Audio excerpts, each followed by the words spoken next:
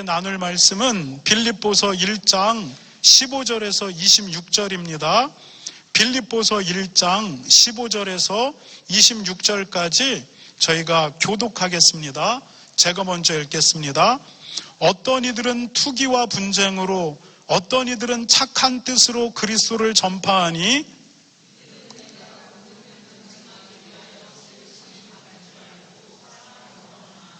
그들은 나의 매임에 괴로움을 더하게 할 줄로 생각하여 순수하지 못하게 다툼으로 그리스도를 전파하느니라.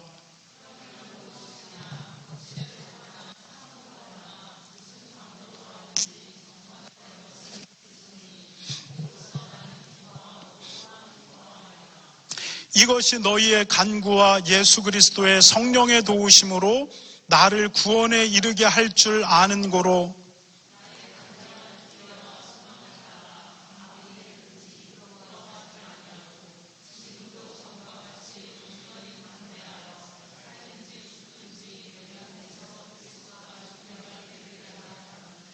이는 내게 사는 것이 그리스도니 죽는 것도 유익함이라.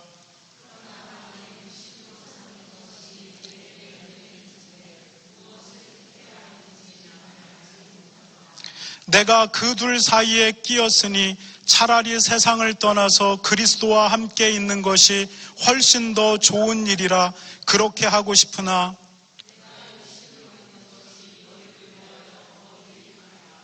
내가 살 것과 너희 믿음의 진보와 기쁨을 위하여 너희 무리와 함께 거할 이것을 확실히 아노니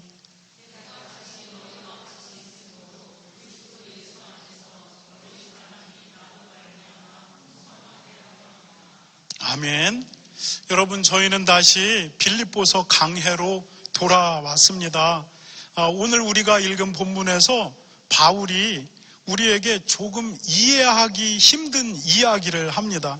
그 이야기가 뭐냐면 본문 15절에서 17절까지인데 다시 한 번만 우리가 읽어보겠습니다.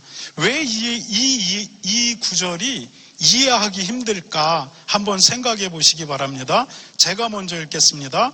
어떤 이들은 투기와 분쟁으로, 어떤 이들은 착한 뜻으로 그리스도를 전파하니 여러분입니다.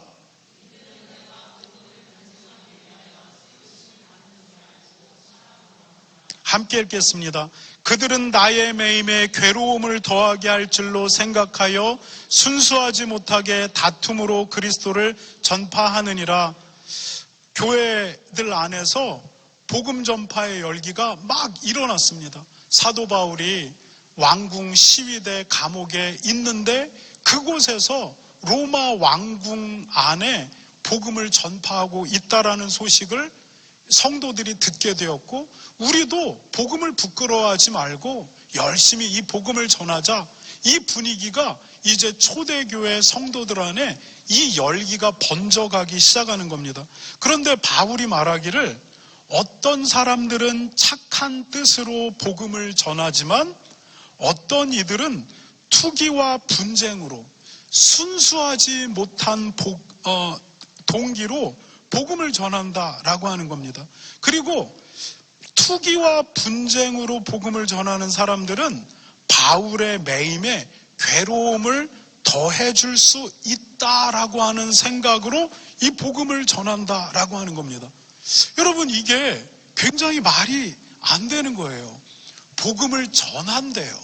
그런데 투기와 분쟁으로 복음을 전한대요. 그리고 그 목적이 뭐냐? 바울이 감옥에 갇혀 있는데 감옥에 갇혀 있는 바울에게 고통을 더해주기 위해서 복음을 전하고 있다라고 하는 거예요. 여러분, 도대체 이게 무슨 말일까요? 어떻게 복음을 전하는 것이 바울에게 괴로움을 더 줄 수 있다라고 하는 걸까요? 여러분, 우리가 이 말을 이해하기 위해서는 초대교회, 바울 당시 초대교회 상황을 조금 더 우리가 디테일하게 이해하고 있어야 돼요. 초대교회 안에는 바울을 정말로 힘들게 하는 사람들이 있었어요. 그들은 교회 바깥에 있는 사람들이 아니라 교회 안에 있는 사람들이었어요. 그들을 우리는 유대주의 그리스도인이다 이렇게 말해요. 말 그대로 유대주의 그리스도인 누구냐? 그 사람들은 이방인 출신 그리스도인이 아니라 이스라엘, 유대인 출신인데 그리스도인이 된 사람들이에요. 여러분, 사도 바울의 복음서, 서신서들을 잘 살펴보면 사도 바울이 이들과 치열한 대척점을 끊임없이 형성하게 됩니다. 이들은 구약의 율법에 익숙한 사람들이에요. 그래서 이방인 그리스도인들에게 뭐라고 이야기하냐면 구원을 받기 위해서 예수님을 믿어야지. 그런데 너희들이 구약의 종교 율법, 그 다음에 구약의 할례, 이것도 받아야만 구원을 받을 수 있다. 이렇게 이야기한 겁니다. 여러분, 그러니까 이방인 그리스도인들 가운데는 어려서부터 신앙생활한 사람들이 없어요. 지금 1세기 이때는 사도 바울의 복음 전파를 통해서 다 교회 안으로 들어온 사람들이에요. 거기에는 20세 이상의 청년, 그 다음에 60세, 70세의 노인들도 있어요. 그런데 그들에게 뭐라고 이야기하냐면 예수 믿는 거 중요하지, 그것으로 구원을 얻지, 그러나 너네 할례도 받고 종교적 율법을 배워서 이 종교의 율법도 행해야 돼, 이렇게 이야기하는 겁니다. 60세, 70세, 80대 단 사람들한테 할례 받아야 된다, 이렇게 얘기하는 겁니다. 그러니까 사도 바울이 이거는 아닌데, 우리가 예수님께서 율법의 완성이 되시고 그분을 우리의 주인으로 받아들이면서 우리 안에 율법이 형성되었고 그것으로 말미암아 우리가 구원을 얻는 건데, 그런데 어떻게 이런 주장을 하느냐? 그래서 사도 바울이 이 문제를 가지고 예루살렘 교회로 내려가게 됩니다. 여러분, 제가 여기에 이렇게 딱 쓰는 이유는 이게 뭔가 앞에 있으면 깝깝해요. 그래서 항상 여기에 이렇게 나오게 되는데, 여러분, 사도 바울이 이 문제를 가지고 예루살렘에 가서 예루살렘의 교회의 수장이었던 야고보에게 이 이야기를 합니다. 그러니까 야고보가 예수님의 제자들을 다 불러놓고 이제 회의를 하게 됩니다. 그런데 이것은 아니라는 결론을 내립니다. 그러면서 이방인 그리스도인, 이방인 중에서 예수님께로 들어온 형제들에게 율법의 무거운 짐으로 괴롭게 하지 말아라. 그들에게 할례를 요구하고 율법의 종교적인 율법의 조항들을 요구하는 일, 이거 하지 말아라. 다만 그들에게 말하기를 음행을 행하지 말고 거룩한 삶 살고, 그리고 예수님 잘 섬기고, 그리고 가난한 자들을 돌보고, 그 다음에 하나는 고기를 먹되 고기를 피채 먹지 말아라. 이렇게 결론을 딱 내려주게 됩니다.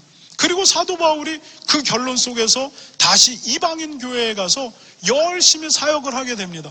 그런데 여전히 유대주의 그리스도인들이 이방인 교회에 와서 하는 말이, 당신들 예수 믿는 것으로는 부족해, 할례 받아야 돼, 그리고 율법의 종교적인 의무들, 이런 것들 행해야 돼, 이렇게 이야기한 겁니다. 그러니까 이방인 그리스도인들은 예수님이 어디에서 왔어요? 구약의 예언 속에서 왔어요. 그러다 보니까 구약 성경에 대해서 문외한 이방인 그리스도인들이 이제 이 사람들에게 크레딧을 주는 겁니다. 와, 유대인들, 구약 성경, 그 당시는 성경이 구약 성경밖에 없어요. 성경을 아는 이들이 이렇게 이야기하는데 그들에게 권위를 행사해 주는 겁니다. 그리고 유대인 그리스도인들이 이방인 교회 사람들을 그들의 권위 아래서 그들을 통제하는 겁니다. 그리고 그것으로 교회를 이끌어가고 교회를 통해서 금전적인 유익을 그 사람들이 취해 나가게 되는 겁니다. 여러분, 이것이 교회 안에 들어온 유대주의 그리스도인들이었고, 이들이 사도 바울과 끊임없는 대척점을 이루게 됩니다. 그리고 이들이 나중에는 사도 바울의 사도권을 부정하게 됩니다. 이미 예수님의 제자들 예루살렘 교회에서 사도권을 인정하고 사도 바울에게 악수를 청하면서 너는 이방인에게로, 우리는 유대인들에게로 보내졌다라고 공인된 사도 바울을 이제 구약을 근거로 사도 바울의 사도권을 흔들게 되는 겁니다. 여러분, 이 일 때문에 사도 바울이 고린도 교회에서 얼마나 많은 고통의 시간들을 겪었는지 모릅니다. 사도 바울은 고린도 교인들에게 그들에 대해서 이렇게 이야기해요. 우리가 한번 이렇게 넘어가 보면, 그 다음 거를, 슬라이드를 넘어가 보게 되면, 네, 더 한번 넘어가겠습니다. 더 한번 넘어가 보겠습니다. 네, 더 넘어가고, 더 한번 넘어가겠습니다. 네, 더 한번 넘어가겠습니다. 네, 사도 바울이 이렇게 고린도 교회 성도들에게 이야기해요. 그들이 유대주의 그리스도인들이죠. 너희에게 다른 예수를 전파하는데 너희들은 그들을 너무 쉽게 용납한다. 이렇게 이야기해요. 고린도후서 11장 4절에서. 그리고 사도 바울이 말하기를 그들이 너희를 종으로 삼고 때리고 빼앗고 그리고 자기들을 스스로 높이면서 너희들의 뺨을 치는데도 너희들은 맞다라고 이야기하면서 그들을 받아준다라고 말합니다. 사도 바울은 그들이 거짓 사도고 거짓 일꾼들인데 마치 자기들을 의의 일꾼으로 포장하고 있다. 그것은 마귀도 자신을 광명의 천사로 포장하는 것처럼 그들도 그렇게 하고 있는 것이다. 이렇게 말하게 됩니다. 여러분, 사도 바울은 갈라디아에서 그들에게 대해서 더욱더 혹독한 말을 하게 됩니다. 갈라디아 교회에 들어와서 유대주의 복음을 전파하는 그들에게 그들의 복음은 다른 복음이다. 이렇게 말합니다. 그러면서 그러한 복음을 전하는 자들은 하나님께로부터 저주를 받을 것인데 그들이 천사일지라도 그들은 하나님께 저주를 받을 것이다. 이렇게 얘기합니다. 그리고 사도 바울이 재밌는 이야기를 하는데 그들이 할례를 주장하는데 할례가 그렇게 좋으면 차라리 그들의 그것을 그냥 잘라버리라고 얘기해라. 할례가 그렇게 좋으면 왜 조금 자르냐. 그냥 그들 아예 자르지. 이렇게 이야기하는 겁니다. 그러니까 혹독하게 유대주의 그리스도인들의 주장을 반박하는 겁니다. 그리고 그런 유대주의 그리스도인들을 너무 쉽게 따라가는 갈라디아 성도들에게 너희가 정말 이상하다. 이렇게 이야기합니다. 이해할 수가 없다. 이렇게 말합니다. 바울은 그의 제자 디도에게 편지를 쓰면서 할례파 유대인이라고 성경에 명시되어 있는데 이 사람들이 유대주의 그리스도인들이에요. 이들에 대해서 말하기를 그들의 입을 막으라. 이렇게 얘기합니다. 그들은 자기의 더러운 이익을 위해서 예수 그리스도를 전하는 사람들이다 라고 말합니다. 로마서에서 바울은 그들에게 그들은 자기의 배만 섬기는 사람들이다 이렇게 이야기합니다. 복음 사역자라고 말하지만 결국 그들이 원하는 것은 돈이다 라고 하는 겁니다. 그들은 성도들에게 교활하고 아첨의 말을 해서 성도들의 마음을 미혹하는 사람들이다. 빌립보서에서 바울은 그들에게 말하기를 그들의 신은 그들의 배다. 그들의 하나님은 그들의 배. 그들이 결국 섬기는 건 그들의 배지 하나님이 아니다. 그들이 결국 그 이방인 교회에 와서 권위를 주장하고 그리고 교회의 권세를 잡고 그것으로부터 말미암아 오는 금전적 이득을 취하는 것, 그들이 섬기는 것은 하나님이 아니라 그들의 배다 이렇게 이야기하는 겁니다.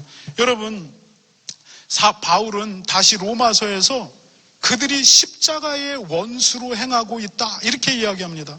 그리고 빌립보에서 말하기를 그들의 마침은 결국 멸망이다 이렇게 이야기합니다.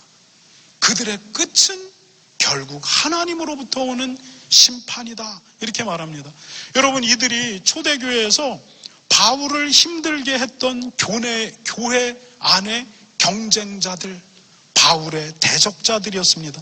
이들은 주로 유대주의 그리스도인들이었습니다. 예수님도 믿지만 구약의 율법도 행해야 한다 이렇게 주장했습니다. 이방인 교회에 와서 유대인이라고 하는 권위 속에서 이방인 그리스도인들을 자신들의 권위 아래 두려고 했고 이 권위 아래 둠으로 말미암아 금전적 이득을 취했습니다. 바울이 사역하는 내내 바울은 이들과 치열하게 부딪혔습니다.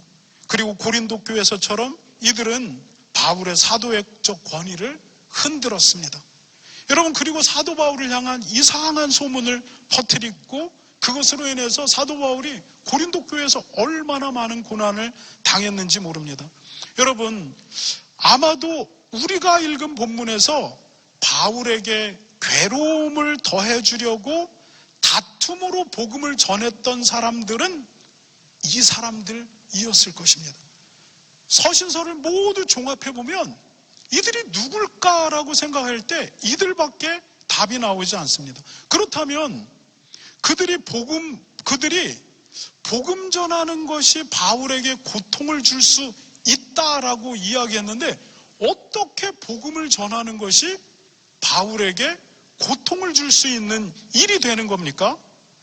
여러분, 그들이 성도들에게 인기를 얻기 위해서 바울이 감옥에 갇혀 비어있는 틈을 이용하게 됩니다. 그 틈을 이용해서 열심히 복음을 전하면서 모든 초대교회, 지중해 이방세계 교회 그리스도인들에게 그들의 리더십을 이렇게 보이는 겁니다. 그래서 내가 참다운 복음 전도자다라고 하는 것을 보이는 것입니다. 그것으로 말미암아 바울에게 이것이 고통이 될 것이다, 이렇게 생각하는 겁니다. 그 다음에 또 다른 방법으로 유추해 볼 수 있는 것은 뭐냐면, 이들의 주장과 바울의 그 당시의 상황을 유추해 보게 되면 그들이 아마 일반 이제 그리스도 교회 세계에서 아마 이렇게 이야기했던 것 같아요. 아마 바울이 감옥에 갇힌 이유는 그가 전하는 복음이 잘못된 복음이다라고 이야기했던 것 같아요. 왜냐하면 그들은 예수님 믿어야 돼 라고 말하지만 할례도 받고 종교적 율법도 행해야 돼. 너희들 모르지. 그러니까 나한테 배워. 이렇게 이야기했는데, 사도 바울이 그 부분에 있어서 이들과 완전히 다른 의견을 갖고 있었어요. 사도 바울뿐만 아니라 예루살렘 교회가 동일한 의견을 갖고 있었어요. 여러분, 이것 때문에 결국 바울이 예루살렘에 내려갔다가 유대인들에게 잡히게 되는 겁니다. 이 사람 바울이 율법을 인정하지 않는다. 그래서 유대인들이 동요를 일으키고 바울을 체포하게 되고 그를 죽여달라고 총독에게 데리고 갔고, 그 이유 때문에 로마까지 호송이 되었고, 그리고 로마의 시위대 뜰 안에 지금 갇혀 있는 거예요. 그러니까 이들이 사도 바울이 결국 봐라, 율법을 무시하니까 저렇게 됐다, 이렇게 얘기했을 것입니다. 그러면서 율법을 무시하게 되면 이스라엘 사람들의 폭동이 일어나고, 그러면 로마 정부에게 아무런 유익이 되지 않는다, 이렇게 전하게 되면 결국은 피해를 보는 사람이 누구냐면 사도 바울이 될 거라고 생각을 한 겁니다. 그래서 예수님도 정하지만 사도 바울의 약점을 찔렀을 것 같아요. 여러분, 그런데 바울은 이런 상황에 대해서 어떻게 말합니까? 본문 18절을 우리가 함께 읽어보도록 하겠습니다. 18절입니다. 시작.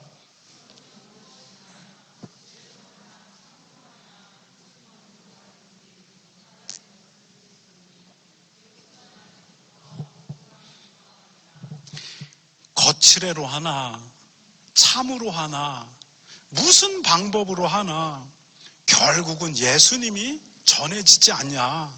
그러니까 이것으로 나는 기쁘다, 이 말입니다. 사도 바울이 그 상황을 보면서 나는 기쁘다, 나는 죽으나 사나 예수님이 전파되는 것, 이것이 내 인생의 목표인데, 이렇게 전해지든 저렇게 전해지든 결국 지금 누가 증거되고 있느냐? 예수 그리스도가 증거되고 있으니까 기쁘다라고 말하는 겁니다. 여러분, 바울을 대적하는 사람들은 이러한 복음 전파가 바울에게 괴로움을 더할 수 있을 거라고 생각했는데, 도리어 아니, 나는 기쁘다, 바울이 이렇게 이야기한 겁니다. 여러분, 이것이 오늘 본문입니다. 그러면 이 본문을 통해 우리는 두 가지를 우리 자신에게 물어보게 되는데, 첫 번째는 이겁니다. 한번 읽겠습니다. 시작. 우리는 하나님 앞에서 바른 의도를 가지고 살아가는가? 여러분, 하나님 앞에서는 지금 내가 무엇을 하고 있느냐가 중요하지 않습니다. 더 중요한 것은 내 마음에 품고 있는 의도가 무엇이냐라고 하는 것입니다. 내 마음의 중심이 무엇이냐, 이게 내가 지금 무엇을 하고 있느냐보다 더 중요합니다. 사람들이 보기에 사도 바울이나 유대주의 그리스도인들이나 하는 일은 똑같습니다. 예수 그리스도를 전파하는 겁니다. 그런데 한 부류의 사람들은 선함과 진실함으로 복음을 전하고, 다른 부류의 사람들은 악한 의도를 가지고 복음을 전합니다. 그리고 그들이 그렇게 열심히 복음을 전하는 이유는 갇혀있는 바울에게 괴로움을 더해주기 위해서 더 열심히 복음을 전합니다. 여러분, 그런데 누구도 이 사람들의 보이지 않는 의도를 볼 수 있는 사람은 없습니다. 왜냐하면 겉으로는 모두가 똑같은 일을 하고 있기 때문입니다. 여러분, 성경은 우리에게 이렇게 말합니다. 사무엘상 16장 7절 일부분, 마지막 일부분을 함께 읽겠습니다. 시작. 사람은 외모를 보거니와 나 여호와는 중심을 보느니라. 사람은 겉으로 드러나는 것을 보지만 하나님은 중심을 파악하신다, 이렇게 말합니다. 역대상 28장 9절은 이렇게 말합니다. 함께 읽겠습니다. 시작. 여호와께서는 모든 마음을 감찰하시나 모든 의도를 아시나니. 솔로몬에게 하나님이 하신 말씀인데, 하나님은 마음을 감찰하고 있다. 우리의 행위가 아니라 마음의 중심을 감찰하셔서 무슨 의도인지 정확하게 간파하고 있다, 이렇게 얘기합니다. 예레미야 17장 10절은 이렇게 말합니다. 함께 읽겠습니다. 시작. 나 여호와는 심장을 살피며 폐부를 시험하고 각자의 행위와 그의 행실 연대대로 보응하나니. 뭐냐면 하나님이 우리의 중심을 살피고 거기에 따라 보응하신다, 이렇게 말하는 겁니다. 여러분, 성경은 하나님께서 우리의 행위나 겉모습을 보는 게 아니라 우리의 중심을 파악하신다, 그리고 그 중심을 따라 심판하신다, 이렇게 말합니다. 여러분, 하나님 앞에서 우리가 우리의 의도를 항상 바로 세우고 있어야 돼요. 이것이 바로 하나님 앞에 정직한 거예요. 그러면 하나님 앞에 우리의 의도를 바로 세운다는 게 뭘까요? 우리에게 없는 감정을 끌어내라는 말이 아니에요. 누군가를 향한 절절한 사랑이 없는데 그 감정을 만들어내야 한다라는 얘기가 아니에요. 여러분, 그 대신 뭐냐면 누군가를 향해 우리가 분노의 감정이 있는데 그 감정대로 가는 게 아니라 하나님 앞에 이게 나쁜 줄 아니까 이 감정을 억누르는 거예요. 이 감정을 부인하고 우리의 감정이 가려고 하는 방향들을 내가 끌어내리는 겁니다.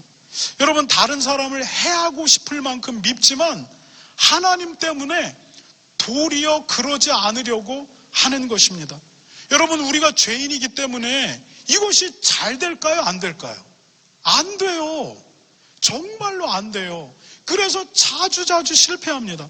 그럼에도 불구하고 하나님 도와달라고, 나도 하나님이 원하는 대로 가고 싶으니까 도와달라고, 그러면서 우리의 의도와 방향을 선한 방향으로 맞춰가는 것입니다. 이것이 죄인인 우리가 하나님 앞에 바른 방향에 서 있는 거예요. 여러분, 그러다가 실패하면 하나님께 고백하는 거예요. 하나님, 이건 내가 잘못했는데 용서해달라고, 근데 내 마음을 붙들어 달라고, 이렇게 몸부림치고 우리 의도의 방향을 하나님 앞에 세워나가는 것, 이것이 바로 정직한 사람이고 그 의도를 하나님 앞에 바로 세운 사람들입니다. 하나님이 그 삶을 인정해 주는 거예요. 여러분, 사울과 다윗의 삶을 보세요. 사울의 인생에 흠이 많을까요? 다윗의 인생에 흠이 많을까요? 여러분, 사울 왕에게는 부인이 여러 명이 없었어요. 부인이, 내가 잘못 알고 있는 걸지 모르겠지만 한 명이에요. 그 부인에게서 자녀를 낳았어요. 여러분, 다윗 부인이 넘쳐납니다. 그 중에서도 다윗이 불법으로 불륜 속에서 얻은 부인까지 있습니다. 그런데 사도 바울이 어떠냐? 하나님이 그 마음의 중심을 건드리면 하나님 앞에 아이처럼 무너져 내리고 용서를 구합니다. 그리고 하나님 나를 회복해달라고 이야기하면서 그 마음의 중심을 하나님께로 계속해서 맞춰 나갑니다. 여러분, 다윗이 이스라엘 초기 왕국에 한 일이 많을까요? 아니면 사울이 많을까요? 여러분, 사울이 한 일이 많아요. 사울이 사사시대에서 처음 왕정국가를 세울 때 사울이 그 기초를 다 잡아요. 조세법, 북방, 그리고 왕궁제도, 이 모든 것들을 없던 것을 사울이 다 세웁니다. 여러분, 다윗은 그렇게 짜여진 시대 위에 올라탄 사람이에요. 그런데 여러분, 성경에서 하나님이 뭐라고 이야기하냐면 다윗은 내 마음에 합한 사람이라고 이야기하고 사울은 그렇지 않아요. 그 이유가 뭐냐? 사울은 끊임없이 자기 중심의 의도를 하나님 앞에 세우지 않았어요. 틀렸어도 하나님 앞에 틀렸다라고 고백한 적이 없어요. 항상 변명으로 일관합니다. 그리고 끊임없이 무엇을 추구해 나가냐면 내가 계획하고 원하는 방향으로 계속해서 그 의도를 끌고 나갑니다. 하나님은 사울을 버립니다. 그는 하나님의 마음에 합하지 않다라고 말합니다. 그리고 하나님은 우리가 보기에 허물이 많은 그 다윗을 선택해서 이스라엘 왕정을 열어가게 됩니다. 여러분, 하나님 앞에 의도를 바로 세운다라고 하는 것, 그것은 끊임없이 내 마음을 하나님 앞에 점검하는 거예요. 회개할 것을 회개하고 맞춰갈 것을 맞춰가는 거죠. 우리 안에 없는 감정을, 절절할 감정을 끌어내라는 게 아니에요. 여러분, 우리가 누군가 아픈 사람이 병원에 있을 때 절절할 감정 때문에 가는 게 아니에요. 그냥 하나님 앞에 우리의 도리 때문에 가는 거예요. 여러분, 의도를 하나님 앞에 세우시기 바랍니다. 왜냐하면 하나님은 뭐라고 이야기하시냐면 나는 심판하는데 무엇을 보고 무엇을 행했느냐가 아니라 그 마음의 중심을 보고 각 사람을 심판한다 라고 말하기 때문입니다. 여러분, 두 번째, 이 본문에서 우리가 우리 자신에게 질문할 수 있는 것은 이겁니다. 함께 읽겠습니다. 시작. 계획은 사람의 의도에 의해 구부러질 수 있는가? 두 번째 질문은 하나님의 오리지널 계획은 사람의 의도에 의해서, 영어로 bent가 빠졌네요. Can God's plan be bent? 구부러질 수 있는가? 사람의 의도에 의해서 구부러질 수 있는가? 답은 그렇지 않답니다. 여러분, 바울의 대적자들은 복음 전파를 통해서 사도 바울이 더 괴로워하겠군 이렇게 생각했습니다. 우리가 이제 득세하니까 사도 바울이 괴로워할걸 이렇게 생각했는데 사도 바울이 뭐라고 얘기하냐면 나는 차라리 기뻐한다. 왜냐하면 거칠애로 복음을 전하던, 진실함으로 복음을 전하던 결국 예수님이 전해지기 때문이다 이렇게 말합니다. 여러분, 그들의 의도가 통하지 않는 겁니다. 사도 바울이 도리어 기뻐한다라고 말합니다. 그러면 두 번째, 그들의 의도는 그들의 복음 전파로 아마도 바울에게 괴로움이 더 가해질 것, 바울이 더 위험에 처해질 수도 있을 것 이렇게 생각했습니다. 그런데 그렇게 됐습니까? 그렇지 않습니다. 오늘 본문에서 바울은 이렇게 말합니다. 함께 19절 그리고 25, 26절을 한번 읽어보겠습니다. 여러분이 먼저 읽겠습니다. 시작.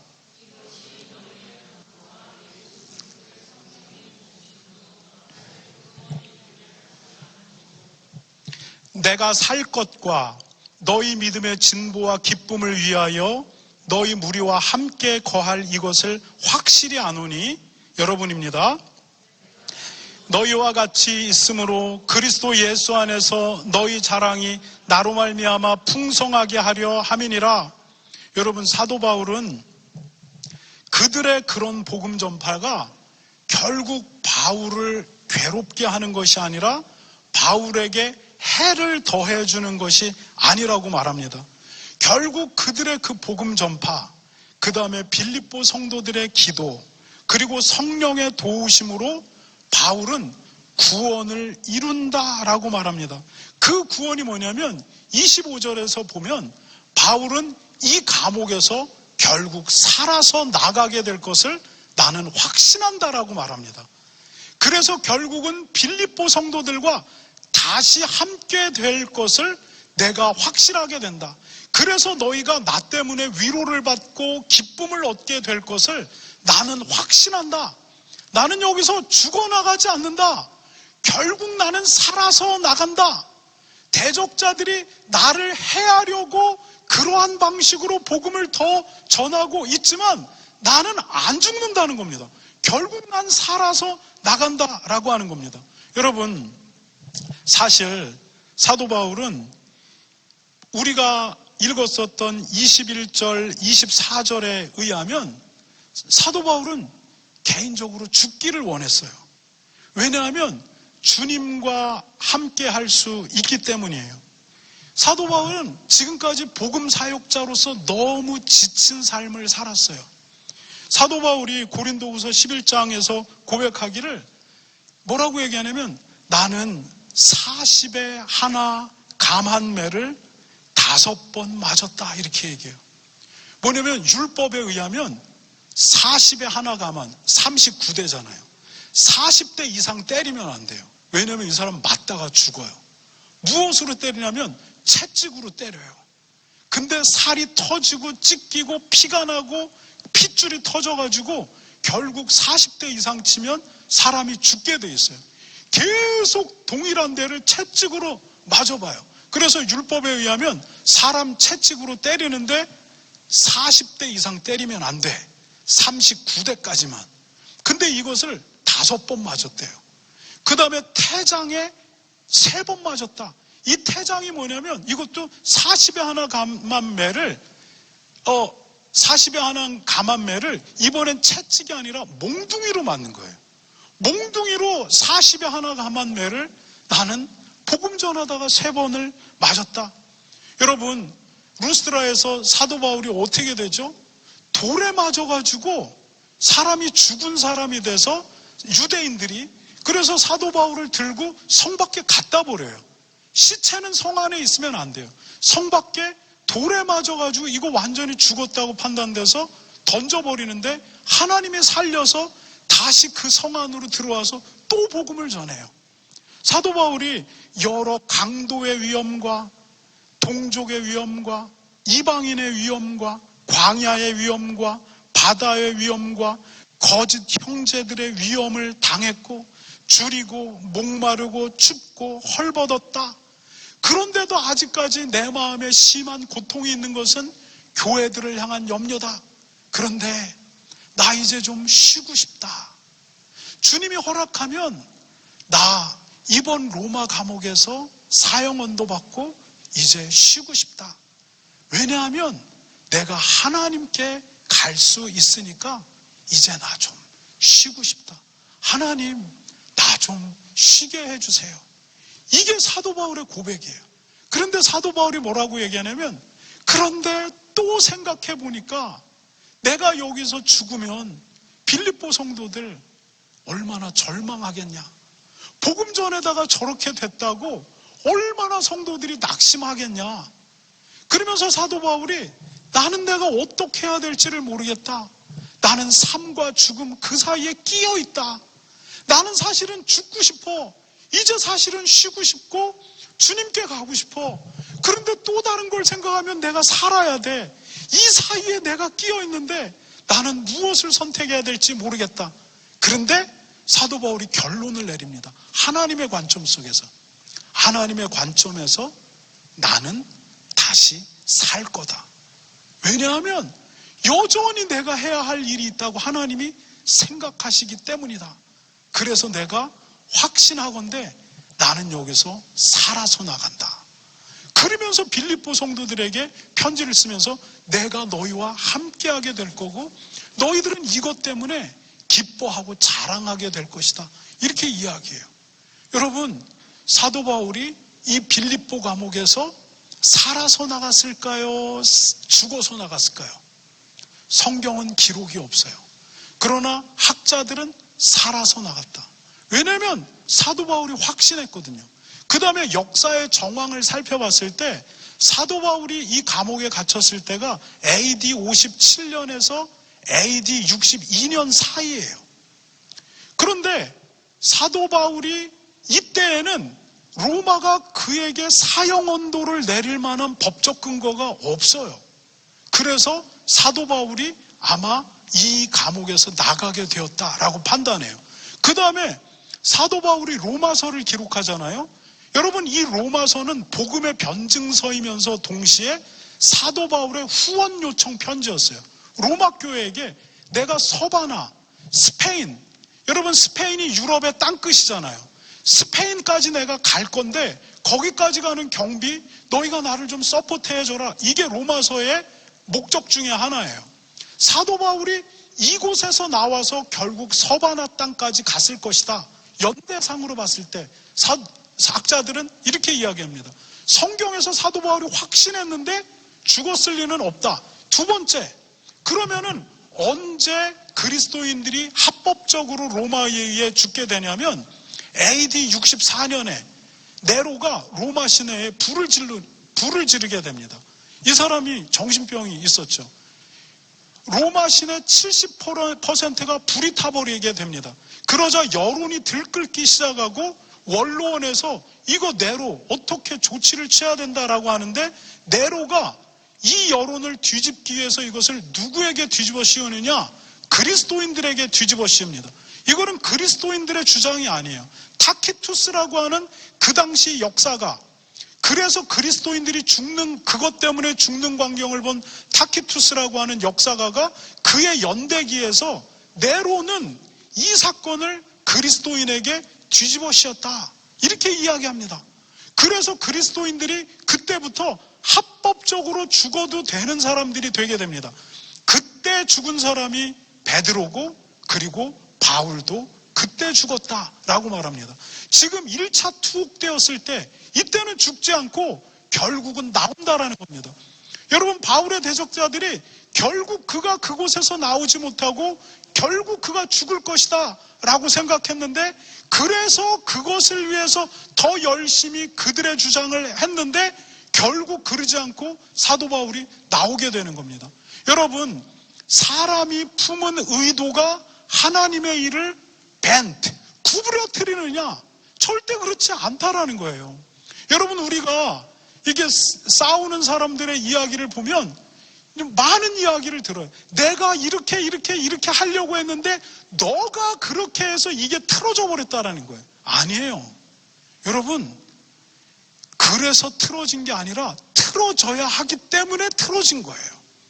만약에 그것이 하나님이 선하게 보시는 일이라면 그 일은 틀어지지 않아요.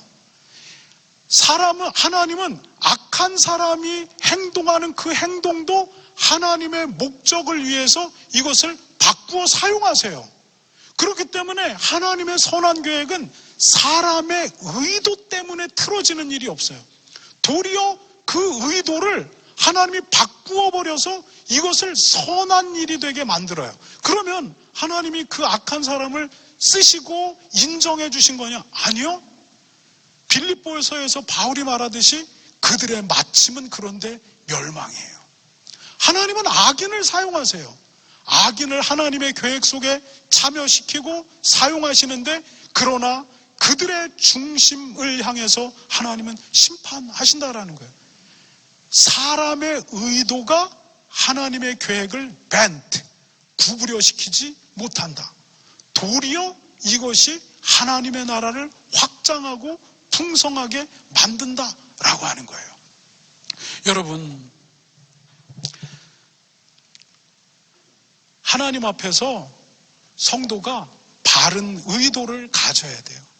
살아있는 성도는 끊임없이 하나님 앞에 자기를 돌아봐요. 정직하게 내놓고, 하나님, 이거 내가 잘못했어요. 용서해 주세요. 하나님, 용서해 주세요. 여러분, 바른 의도를 하나님 앞에 세우는 여러분 되시기 바라요. 그렇지 않으면 수고는 수고대로 하는데 책망은 책망대로 받게 돼요. 이것이 얼마나 어리석고 비효율적인 삶이에요. 제가 성원 엄마한테 여보, 주는 것에 원칙이 있는데 줬는데 욕먹을 거는 주면 안 된다고. 왜 줘놓고 욕까지 먹어야 돼? 감사는 고사하고. 그래서 줬는데 욕먹을 일은 하지 말자. 우리가 하나님 앞에 의도를 바르게 세우지 못하면 수고와 익스펜스는 다 해요. 하나님 그거 다 뽑아서 써요. 그러나 하나님의 책망은 책망대로 있다는 겁니다. 하나님 앞에 바른 의도로 서시는 은혜와 평강교회 모든 성도들이 되시기 바랍니다.